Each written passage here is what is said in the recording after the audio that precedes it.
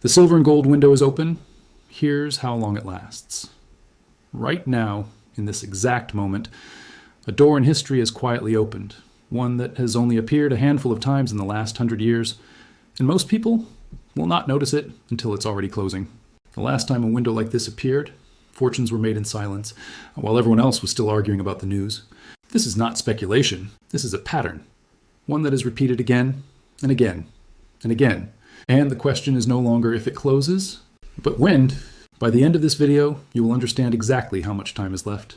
Welcome to Precious Metals Intelligence, the channel built for those who prefer to understand markets before they move, not after.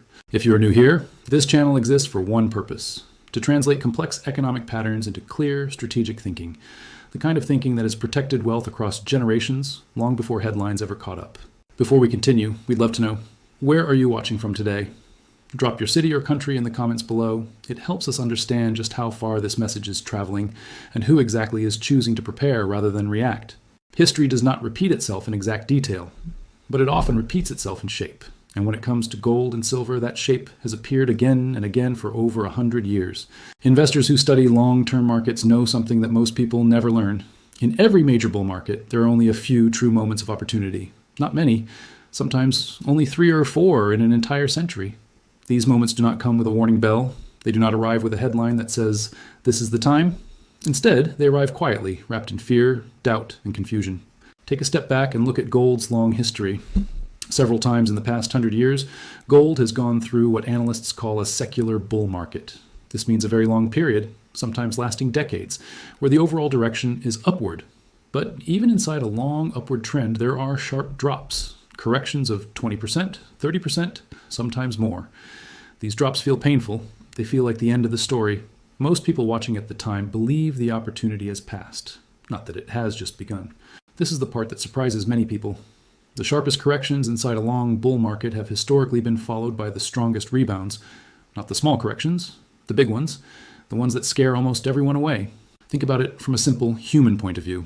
When prices fall hard and fast, fear takes over. People stop believing in the asset. They sell. They move their money elsewhere. They tell themselves they were wrong to be interested in the first place. And this is exactly the moment, based on history, when the real opportunity tends to appear. The pattern is almost the same every time. First, a long period of rising prices. Then a sharp and painful drop that shakes confidence. Then quiet. Very few people talking about it. Almost no excitement in the news. And then, without much warning, a strong new upward move begins. By the time most people notice, a large part of the gain has already happened.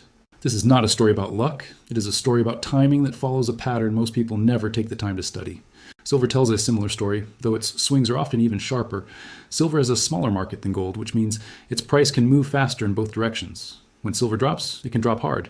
And when it can turn just as hard, sometimes even faster than gold. This is why serious observers of precious metals pay close attention to silver during these turning points. It often reacts strongly, right when the broader pattern is confirming itself in gold. So where does this leave the present moment?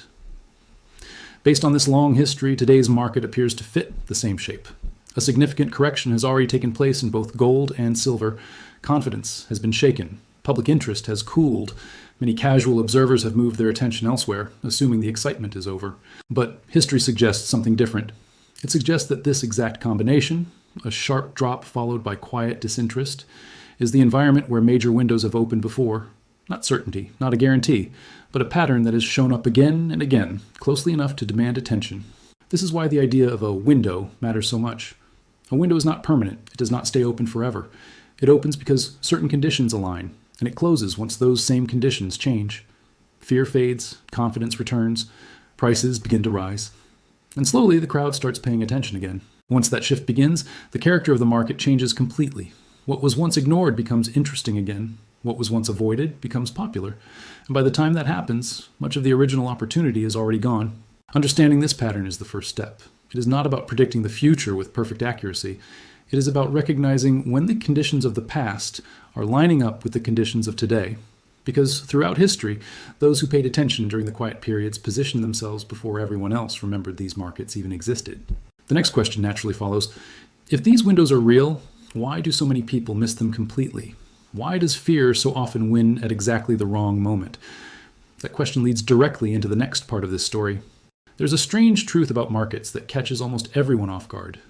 The moment when an opportunity is strongest is usually the exact moment it feels the most wrong. Not slightly wrong, completely wrong. And this is not an accident. It is how markets have behaved for as long as records have existed. Think about how people naturally react to falling prices. When something drops in value, the instinct is not to buy more of it. The instinct is to run, to sell, to protect what is left. This reaction feels smart in the moment. It feels responsible. But history tells a very different story once enough time has passed. Look back at some of the sharpest declines gold has ever experienced. During those periods, almost no one was calling it an opportunity. Analysts were cautious. Ordinary investors were frustrated. Many had already given up entirely. The mood was not hopeful. It was closer to exhaustion. And yet, those exact periods later became known as some of the best entry points in the entire history of the metal. This is the part that is hard for most people to accept. If an opportunity feels comfortable, it is usually already gone. If it feels uncertain, painful, or even a little embarrassing to talk about, that discomfort is often a sign that something important is happening beneath the surface. Why does this keep happening?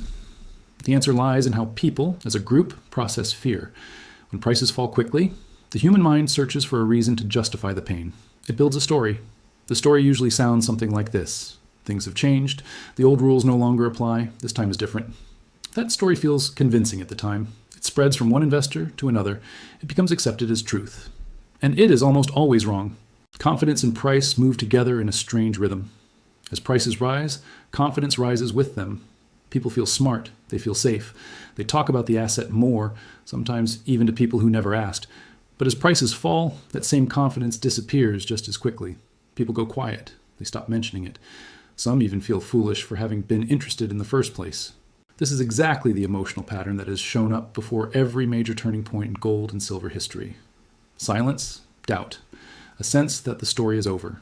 And then, without any dramatic announcement, the trend reverses. There is another piece to this puzzle, one that moves much slower than daily price swings. It involves how large amounts of money shift between different types of investments over long periods of time. For decades, capital tends to favor one type of asset, such as stocks, while largely ignoring another, such as precious metals. This is not something that happens overnight. It can take 10, 20, even 30 years to unfold. But eventually, that balance shifts. Confidence in the favored asset begins to weaken.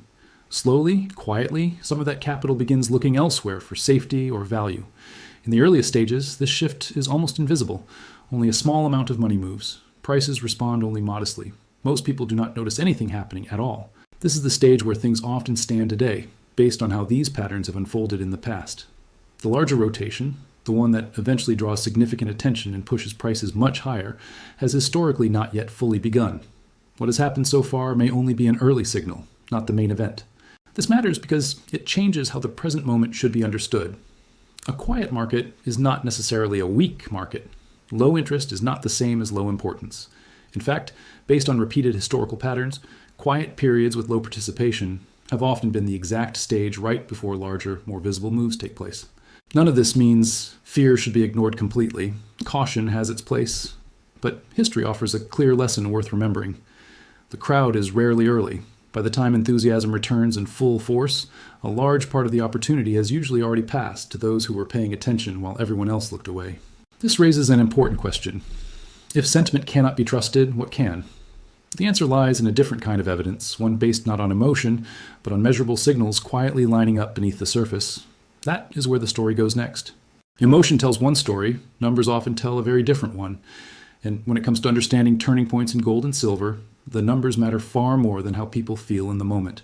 There is a concept worth understanding here, one that goes beyond simply watching the price of gold move up or down. It involves comparing gold to something else entirely, the broader stock market. This comparison reveals something that price alone cannot show. It reveals how much attention and how much money is actually flowing toward metals compared to everything else investors could choose instead. Throughout history, there have been a small number of moments when this comparison reached extreme levels. Moments when gold became massively favored over stocks, followed years later by the opposite condition, where stocks were massively favored over gold. These shifts did not happen quickly. They unfolded across many years, sometimes over a full decade or longer. But when they did happen, the size of the move was enormous, often multiplying several times over from start to finish. Right now, based on this same comparison, the shift toward gold appears to be in an early stage rather than a late one. Historically, the biggest moves have followed periods that looked something like today, not periods that looked like the final stages of past cycles. This distinction matters greatly because it changes the entire framing of the current moment. It suggests less of an ending and more of a beginning. There is a second signal worth understanding, one connected to how much money the general public actually holds in gold and silver compared to everything else available to investors. This can be measured by looking at the total amount of money placed into funds built specifically around these metals compared to the total money placed into all investment funds combined. At major turning points in the past, this measurement has reached very high levels, often several percentage points of all invested money. Today, that same measurement sits far below those historical peaks, at levels that appear closer to the ground floor than the ceiling. In simple terms, based on this pattern, relatively little money has flowed into these metals compared to how much has flowed in during previous major cycles. This suggests substantial room remains, should history repeat in a similar shape. A third signal comes from an entirely different part of the financial world. Interest rates, specifically the relationship between short-term and long-term government borrowing costs. This relationship is often described using a simple idea, a curve that can either widen or narrow over time. When this curve widens, it has historically supported rising gold prices. When it narrows sharply, gold has often struggled. Recently, this relationship has been moving in the direction that has historically supported gold, even while other conditions remained uncertain. This does not guarantee anything on its own. But when this signal aligns with the other patterns already discussed, low fund allocation, an early stage shift in the gold to stocks comparison, and improving interest rate conditions, the combination becomes far more meaningful than any single piece by itself. This is the key idea worth understanding. No single signal, taken alone, proves very much. Markets are far too complex for one clean number to explain everything.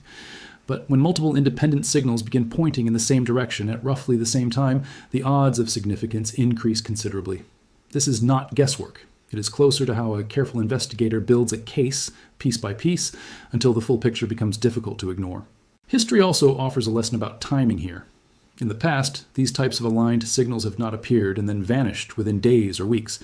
They have tended to remain in place for a stretch of time, sometimes lasting well over a year, before conditions shifted enough to close the door. This is important because it means the current alignment, if it follows a similar pattern, may not be a fleeting moment. It may represent a genuine stretch of time still remaining. Even so, nothing about this evidence should be treated as permanent. Signals that align can also unwind. Conditions that support a pattern today can shift tomorrow.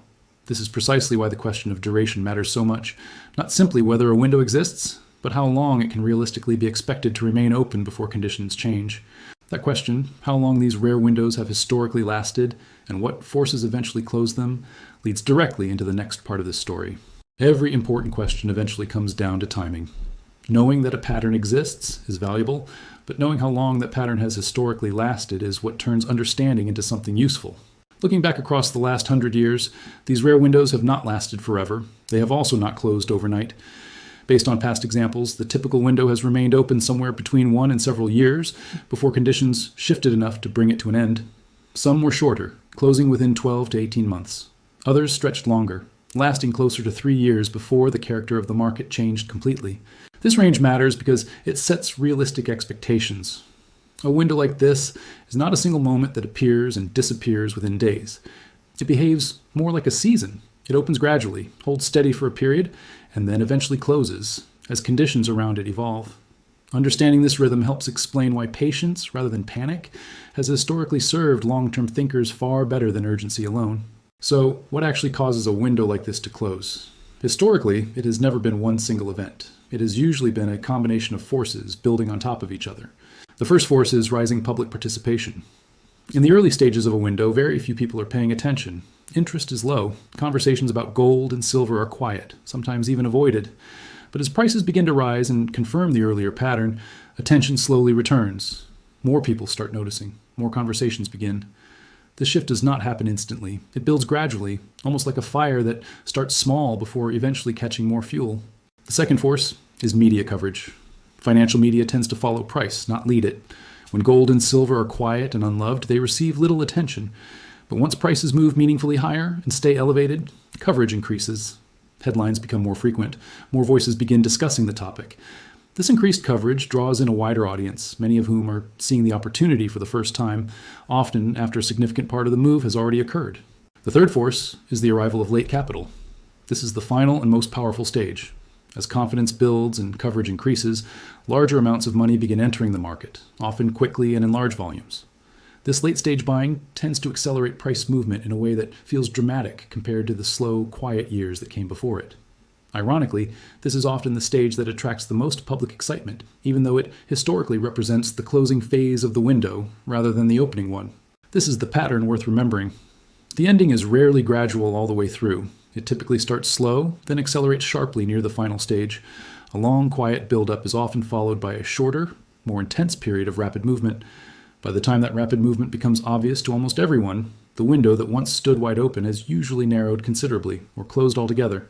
Based on where the current signals stand, discussed earlier through valuation comparisons, fund allocation levels, and interest rate relationships, the present window appears to still be in its earlier stages rather than its final ones. This does not mean unlimited time remains. It means that, according to historical patterns, a meaningful stretch of time may still be available, though that stretch is not permanent and should not be treated as guaranteed. This brings the discussion to its most important turn. Recognizing a pattern is only the first step. Understanding its likely timeline is the second. But neither of these matters without a clear, disciplined response. What separates those who benefit from these rare windows from those who watch them close from the outside is not luck. It is preparation, patience, and a willingness to act, while conditions remain quiet rather than waiting for confirmation that arrives only after much of the opportunity has already passed. That final piece, how disciplined long-term thinkers have historically approached these windows, is where this story concludes.